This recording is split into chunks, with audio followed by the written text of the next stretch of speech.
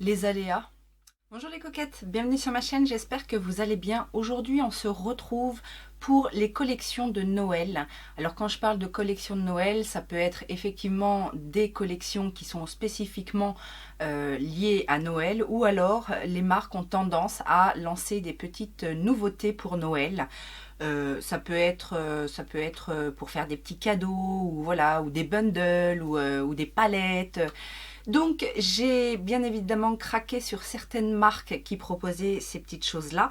Et on va commencer par Revolution Beauty, qui a sorti plein de nouveautés, des palettes, des highlighters, des liners, enfin voilà, de toute façon Revolution sort toujours plein de nouveautés tout au long de l'année, mais je dois dire que les collections de Noël sont toujours un petit peu plus chères à mon cœur, parce que très beau packaging, très bel emballage, voilà, il y a un petit...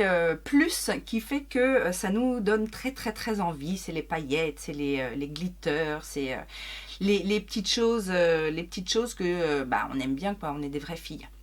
Alors, je vais vous montrer ce que j'ai pris de la collection, et puis après on va faire un make-up avec, sachant que j'ai pas forcément tout ce qu'il faut pour faire un full face, mais je vais en plus incorporer des petites nouveautés que je n'ai toujours pas testées, et donc ce sera l'occasion.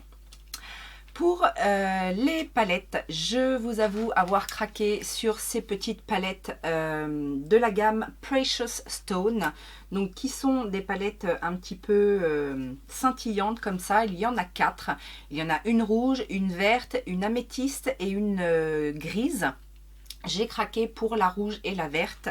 Je vais vous montrer l'intérieur des palettes tout de suite. Donc ça, c'est la verte. Donc où vous avez effectivement deux rangées de petits fards et une rangée au milieu de fards un petit peu plus gros, qui sont censés être des foils, en fait, des fards un peu fondants, très lumineux, très satinés. Et dans les rangées, alors là par exemple, dans celle-là, toute cette rangée-là est mate. Celle-ci principalement mate, mais il y a quand même 3 teintes. La teinte verte, la teinte du milieu là, et celle-ci qui est satinée. Donc voilà, c'est une harmonie qui me plaît pas mal. Je trouve qu'il y a de très jolies teintes qu'on voit pas souvent, notamment ce bleu là qui s'appelle Royal. Ça a l'air d'être une superbe teinte.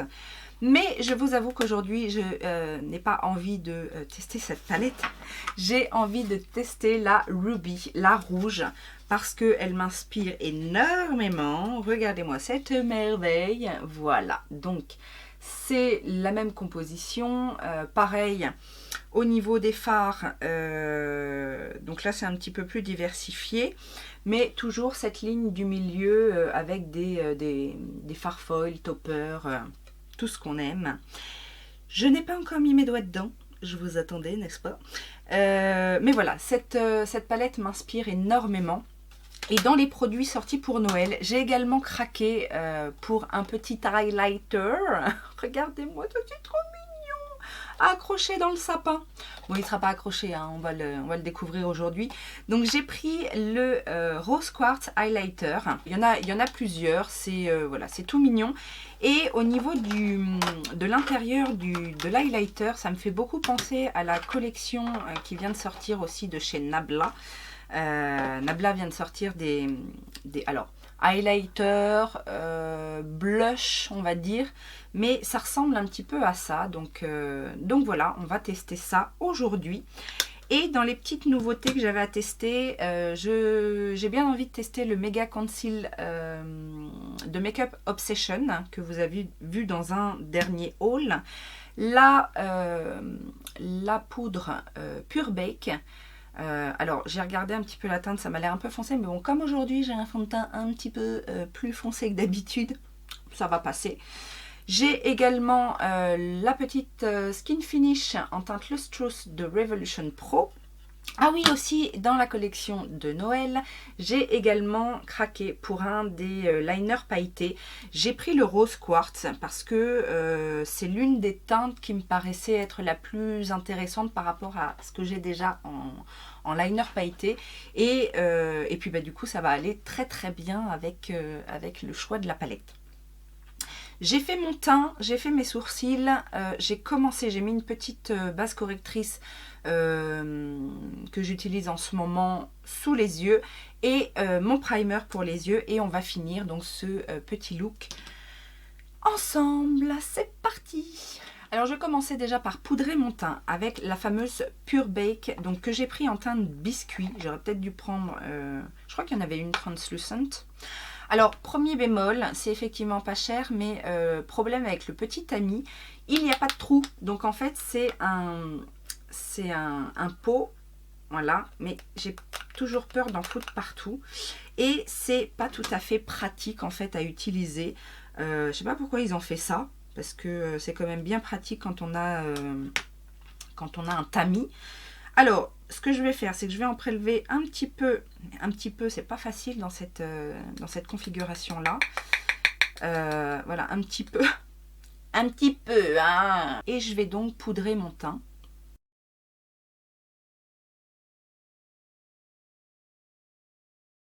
Alors, la poudre est effectivement super fine, elle floute un petit peu, après, mais elle laisse surtout la peau d'une douceur. Mon Dieu, que j'ai la peau douce. Bon, après, au niveau de la couleur, je vous dis aujourd'hui, faites abstraction du teint un petit peu jaune. Je suis en train de tester un nouveau fond de teint et donc du coup, je me suis un peu plantée sur la teinte. Mais c'est pas grave, je veux faire mon test jusqu'au bout. Mais en tout cas, la poudre est super fine, super douce. J'avoue qu'elle est très très bien. Maintenant, on va voir si elle fait tenir le teint.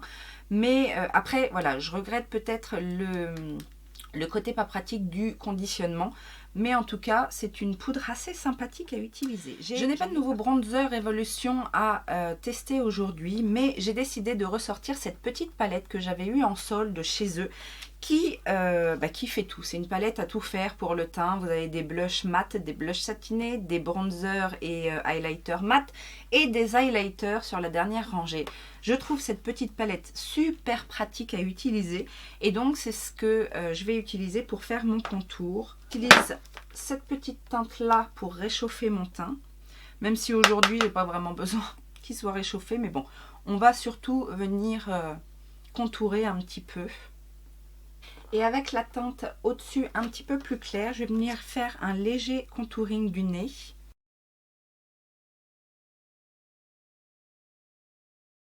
Bon, les matières se sont super bien fondues. En même temps, j'ai la peau tellement douce avec la poudre que rien ne peut... je pense que rien ne peut accrocher dessus. Enfin, accrocher. Faire des paquets, en fait. Vous voyez ce que je veux dire? Donc voilà, on va également utiliser cette palette pour le blush. Et j'ai bien envie d'utiliser cette teinte ici. Donc ce sont des blushs qui sont très pigmentés, mais qui se fondent relativement bien à la peau. Donc il n'y a pas de souci particulier, ça se travaille très bien. On va donc venir dans un premier temps mettre en topper en fait la poudre Revolution Pro, là, la Skin Finish Lustrous. Je vais la mettre en topper en fait du bronzer, de la joue, etc. C'est censé donner un fini légèrement satiné. On va y aller doucement et du coup je vais après balayer un petit peu sur tout le visage pour avoir un effet dewy.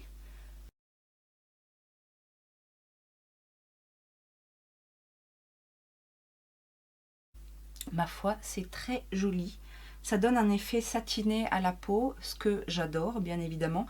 Si vous aimez les effets mat, fuyez, parce qu'effectivement, là, on est sur un effet très satiné, mais pas effet gras, quoi. Je vais maintenant mettre le correcteur, donc le Mega Conceal. Vous savez, c'est celui qui contient de la caféine. Donc, par contre, l'embout est énorme, un peu incurvé, bizarre. C'est... Et donc, je vais en mettre. Alors, l'applicateur prend pas mal de produits, j'ai l'impression. La teinte, ça va.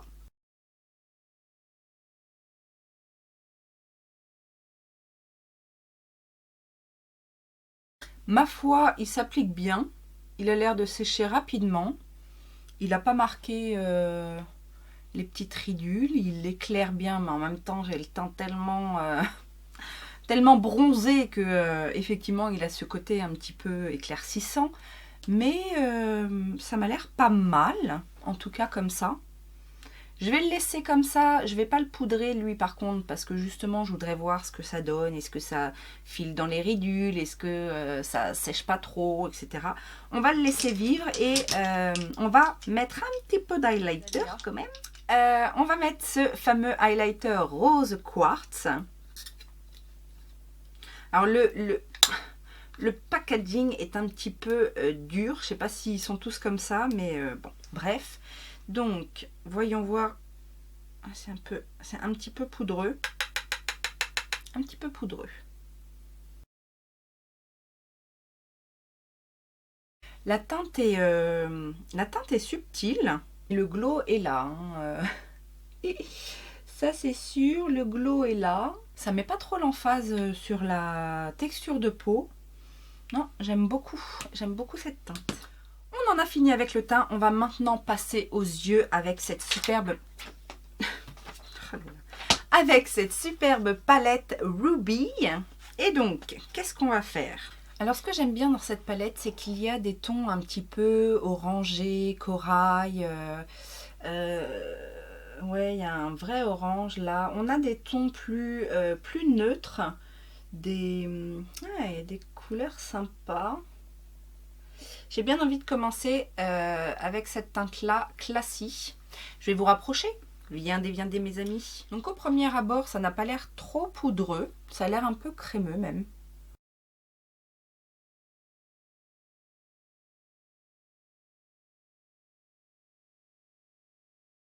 Je vais intensifier le creux de paupière avec la teinte Princess qui est ici. C'est un rose. Je garde le même pinceau. Et la texture des fards est effectivement crémeuse.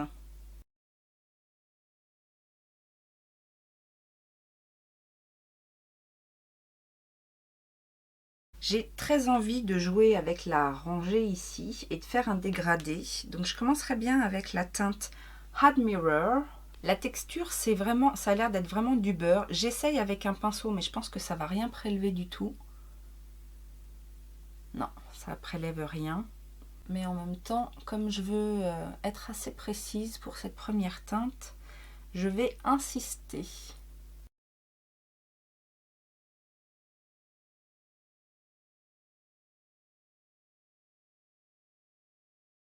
Je vais essayer du coup avec un pinceau langue de chat comme ça, un petit peu synthétique, voir si ça marche un petit peu mieux. Alors pour ces fards, c'est effectivement toujours compliqué pour le coin interne. Moi avec mes doigts, j'arrive pas à faire quelque chose de précis, donc j'ai insisté avec le pinceau. Maintenant c'est clair qu'au doigt ça va être beaucoup plus pratique. Sur le reste de la paupière, je vais pouvoir travailler au doigt, mais dans le coin interne c'était un petit peu plus délicat. Je vais donc continuer avec la teinte Bœuf qui est ici, qui est quelques tons au-dessus de la teinte Admirer. On va voir ce que ça donne. Je vais mettre à côté.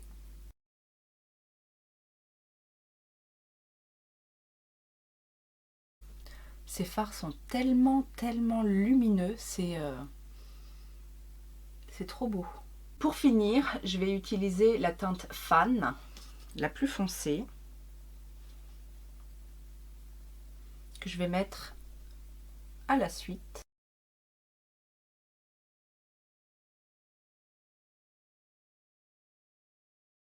Pour finir l'extrémité de mon œil, je vais utiliser cette teinte-ci qui s'appelle Dreamy. Je vais venir fumer un petit peu l'extérieur de l'œil.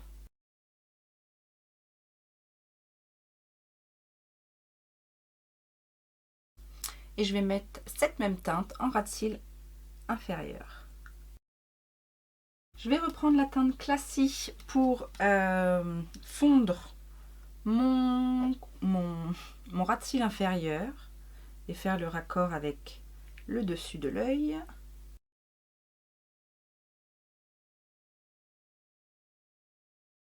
Et en coin interne, je vais mettre la teinte Sassy, donc le blanc. Est-ce qu'il va être blanc ou est-ce qu'il aura des reflets?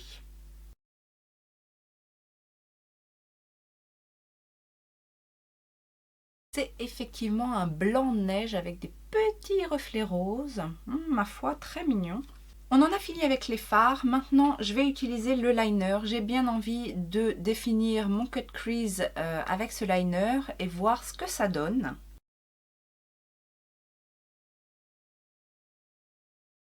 Ça s'applique ma foi très bien. La pointe est assez pratique. C'est une pointe en fait, donc elle est assez longue.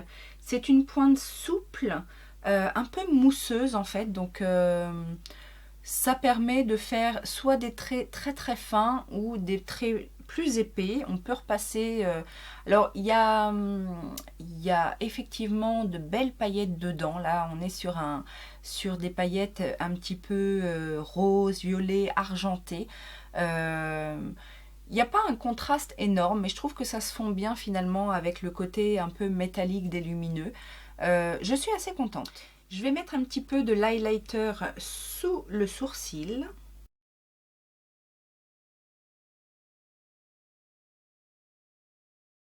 Me voilà look terminé et fignolé. Alors, j'ai gardé en fait le côté œil très lumineux, très ouvert en mettant dans la muqueuse un crayon beige. Donc là, j'ai utilisé le Perfect Eye Duo de chez Kiko. Donc j'ai utilisé la teinte la plus claire. J'ai mis mon mascara, le Damn Girl de Too Faced. Et au niveau des lèvres, j'ai utilisé un rouge à lèvres de la gamme Révolution Pro. C'est la teinte Dramatic. Voilà, pour faire un raccord, rester dans les tons roses. Quoi dire? Eh bien, j'adore l'highlighter. Franchement, je le trouve magnifique. J'aime beaucoup ce côté rose quartz. Ça, je vous le recommande. Il est très très lumineux et en plus, il ne fait pas d'emphase sur la texture de peau. Il n'est pas naturel. Hein. Enfin, je ne sais pas si vous voyez bien, mais c'est un highlighter quand même qui pète un max. Mais voilà, si vous aimez les highlighters très très très intenses, je vous le recommande. Ça coûte pas bien cher. La palette, alors j'aime beaucoup la palette. J'aime le fait que ce soit des fards crémeux, en tout cas pour les mats. Du coup, aucune chute. Ça se travaille. Alors, je les ai travaillés avec des pinceaux fluffy, mais ce genre de texture, n'hésitez pas à les travailler au pinceau plat, en fait, à bien venir déposer la matière et à venir les estomper uniquement au pinceau fluffy. C'est comme ça que ça fonctionne le mieux. C'est un peu comme ça, si vous voyez un petit peu la texture des fards Natasha Denona, c'est un petit peu avec cette technique-là que vous obtiendrez la meilleure intensité le plus rapidement possible. Sinon, ça a besoin d'être travaillé couche sur couche et ça peut paraître un petit peu plus long. Mais bon, après, c'est comme vous le souhaitez. Vous pouvez très bien aussi venir travailler ces fards-là au doigt sans problème. Les fards de la rangée du milieu sont à utiliser au doigt principalement. Vous avez vu, j'ai galéré au pinceau plat parce que c'est une texture tellement, tellement fondante. Alors, j'ai un petit doute sur le Love. Celui-ci est un petit peu moins de cette catégorie-là, mais ça reste quand même des textures assez... Oh, d'ailleurs, celui-là, il fait des trucs bizarres au doigt. Ouais, il est pas... regardez, il a des petits crachous. Bon, alors là, c'est une...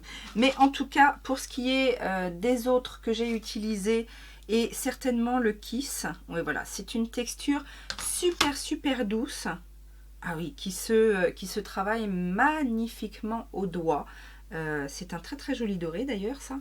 Alors, il y a deux sortes de fards dans ces fards du milieu. Il y en a qui sont vraiment très fins, très doux, très légers. Donc effectivement qui vont s'appliquer au doigt, limite en topper. Et il y a donc le Fan et le Love, donc le rose. Le rose ici et celui qui m'a fait des crachous là. Qui sont un peu plus secs. Mais du coup qui sont pas faciles, je sais pas, j'ai un doute sur ce coup là. Bon, en même temps, si le Fan je l'ai utilisé mais au doigt, j'ai pas eu l'impression d'avoir de problème, Mais le Love, du coup, je vous dis, il me fait des... Ah non, ou alors c'est parce que j'en avais trop mis, je sais pas. Enfin bon, bref. Passons. Cette première impression se passe relativement bien. J'ai bien aimé le rendu des phares. Les lumineux sont magnifiques. Voilà quoi, c'est du Révolution quoi. Du Révolution, mais avec un petit plus sur les mats quand même parce que c'est pas forcément leur fort. Et là, du coup, je trouve la texture des mats plutôt sympa. L'eyeliner, alors l'eyeliner, j'aime bien son application, j'aime bien la paillette qu'il dégage. Maintenant, je vous avoue que là, depuis qu'il a séché, que j'ai les yeux qui bougent un petit peu, on le sent. Maintenant, c'est aussi parce que je l'ai mis en creux de paupière. Si vous le mettez en ras de cils, peut-être que vous le sentirez moins. Mais voilà. Alors après, est-ce que ça va craquer? Je ne sais pas. J'ai quand même l'impression que la matière est assez sèche, dure. Mais le visuel est là en tout cas. Donc je vous mettrai en update en fait comment ça a évolué, s'il a craqué, s'il est parti. Mais voilà, sachez par contre que c'est pas un liner. Mais bon, c'est pas facile non plus d'avoir un liner pailleté qui ne se sent pas sur la paupière, soyons honnêtes. Maintenant, l'idée c'est quand même qu'il tienne et que l'effet des paillettes reste quand même toute la journée. Pour le reste, bah si, quand même, la poudre, je l'aime bien. Gros bémol pour le conditionnement parce que moi qui ne suis pas du genre à poudrer énormément mon visage et donc de tremper mes houpettes ou mes pinceaux directement dans de la poudre comme ça, bah c'est un petit peu problématique, vous voyez, pour le dosage, mais sinon la poudre laisse la peau super douce. Pour le moment, le Méga Conceal se comporte plutôt bien. J'ai pas l'impression qu'il alourdisse mon contour des yeux. Je regarde de plus près. Il n'a pas migré. Il n'a pas migré alors que je ne l'ai pas poudré. Il reste, il reste en place. Après, c'est pas une couvrance énorme, mais voilà, ça fait le job en tout cas de unifier et de illuminer le dessous du regard. Oui, alors cette poudre là aussi. Maintenant, je pense que je prendrai une teinte en dessous parce que là, ça a bien matché parce que j'ai un teint un petit peu plus foncé que d'habitude. Maintenant, avec ma vraie couleur d'hiver, ça va être beaucoup plus foncé. Sauf à l'utiliser en topper de bronzer, ça c'est tout à fait possible. Et j'aime beaucoup le rendu. Si vous aimez, encore une fois, les rendus très satinés sur le teint. Sinon, bien évidemment, je ne vous conseille pas ces poudres-là. Moi, c'est ce que j'aime, mais je sais que c'est pas du goût de tout le monde. Moi, j'aime bien avoir cette brillance sur tout le visage. Ça ne me dérange pas. J'ai pas l'impression, comme je n'ai pas en plus d'excès de sébum, ça vient pas rajouter un effet gras. Enfin, vous me direz vous ce que vous en pensez, mais moi en tout cas j'aime bien, donc je valide. Voilà, j'espère que cette petite revue vous a plu. Je pense que la prochaine édition sera... je garde le suspense. Allez, je vous fais plein de gros bisous. Je vous rappelle les bonnes pratiques, les petits pouces en l'air, Utips, abonne-toi si ça n'est pas déjà fait, la petite cloche, et puis surtout, à très bientôt.